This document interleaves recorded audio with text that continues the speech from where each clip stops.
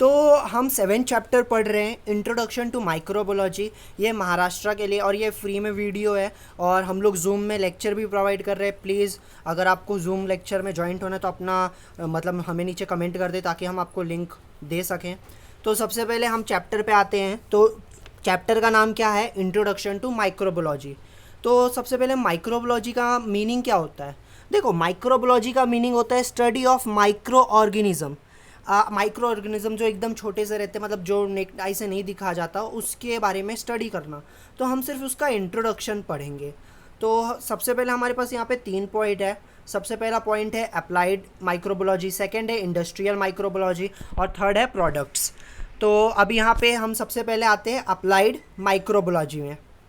Branch of biology in which study of enzymes related to some prokaryotes and eukaryotes microbes, proteins, applied genetic, molecular biology, etc. is performed is called as applied microbiology. This study is used for society, and various products like food and medicine are produced on a large scale with the help of microorganism.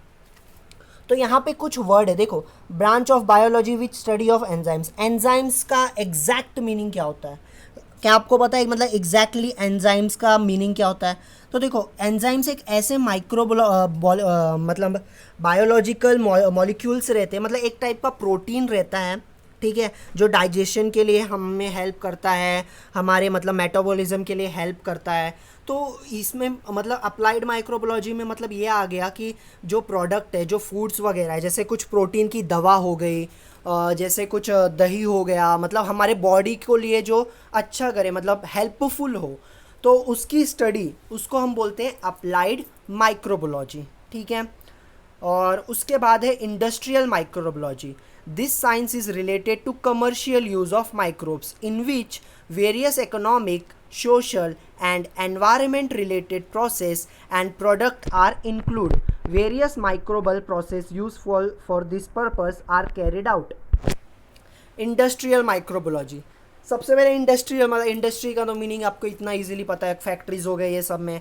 तो commercial use के लिए वो मतलब हम use करते हैं, जैसे अपना एक फॉर एग्जांपल मिल्क प्रोडक्शन ले लीजिए, योगार्ट प्रोडक्शन ले लीजिए, मतलब जो छाछ ताट ये सब बनती है, तो वो सब में यूज़ होता है, मेडिसिन्स में होता है, वापस से इसमें ही आते हैं, मतलब बहुत सारी चीज़ों में यूज़फुल होता है। तो यहाँ पे 2 हमें दिए गए इंडस्ट्रियल मेन फीचर है पहला। तो हम मेन फीचर पढ़ते हैं।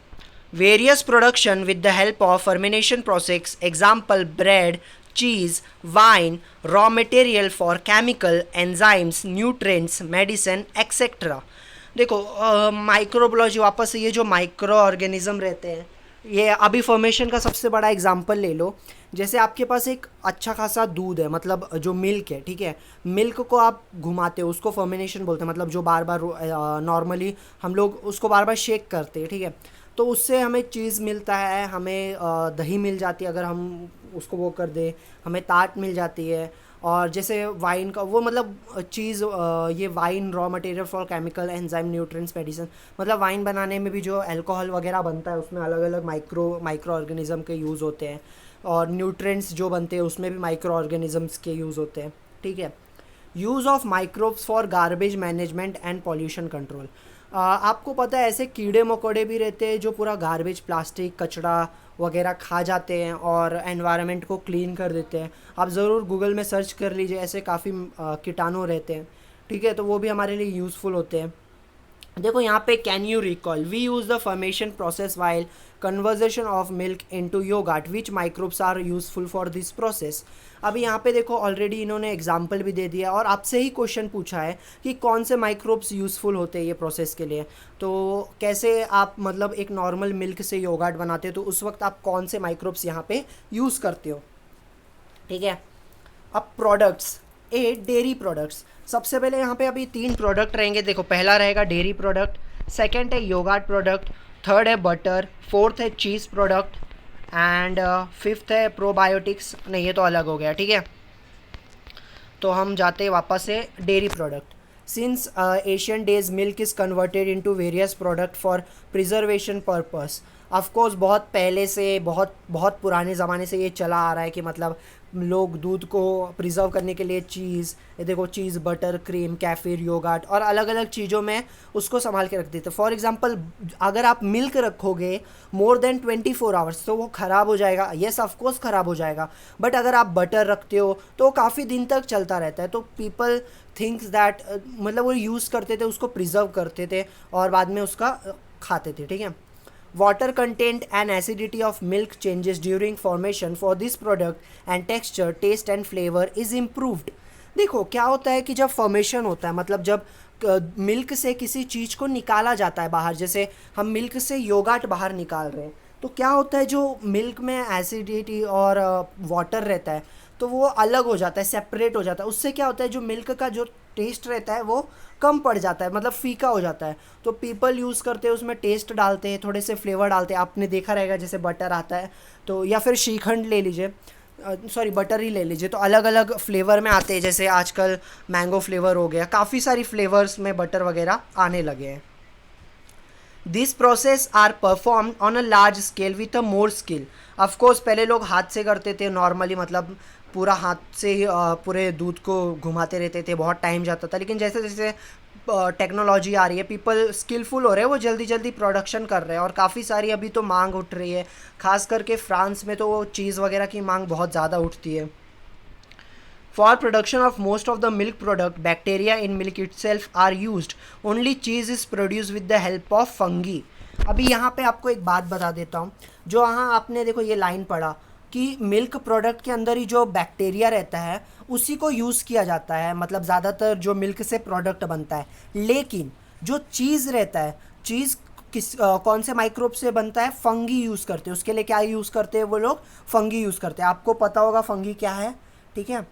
Basic process of production of yoghurt, cheese and cream is same.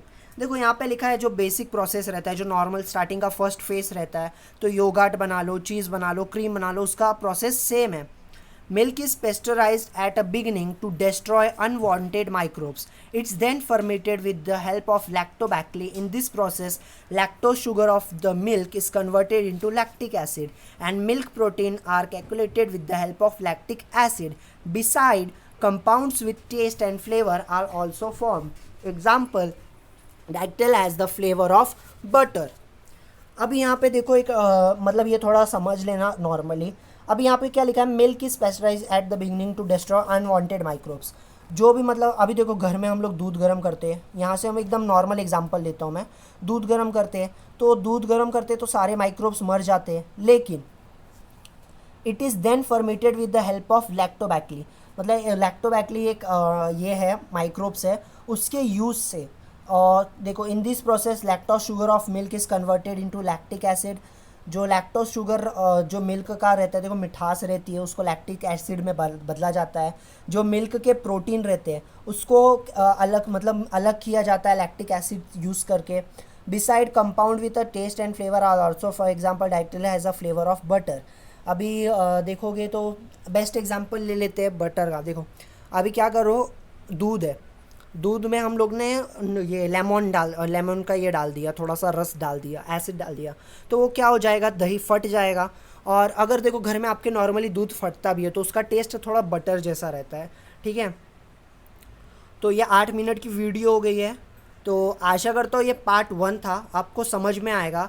और इसमें प्लीज़ शेयर लाइक सब्सक्राइब कर दे ताकि हम ये आपको योगर्ट प्रोडक्ट, बटर, चीज़ प्रोडक्शन ये आगे का आपको पढ़ा सके। Thank you for watching.